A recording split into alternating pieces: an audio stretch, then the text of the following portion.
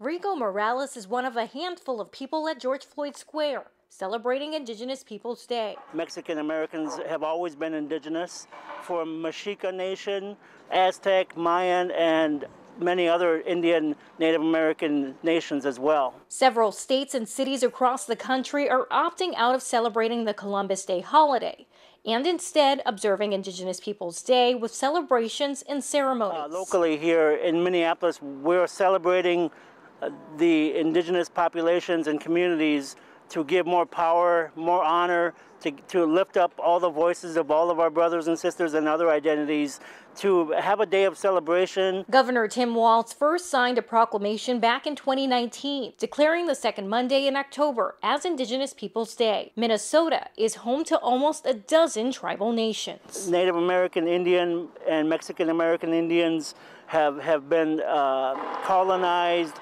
and abused and mistreated for hundreds upon hundreds of years, and just raising up that voice and the awareness that we are all standing on stolen land from the Dakota people. While people all across the state are continuing to celebrate Native American culture, Morales says it's important to continue honoring the historical significance of the indigenous culture and the people here in Minnesota and across the country. And that's what we're doing. We're claiming more power, we're claiming more responsibility, and we're building into it, and we're living into it as we speak here now today. In Minneapolis, Charmaine Nero, KARE 11 News.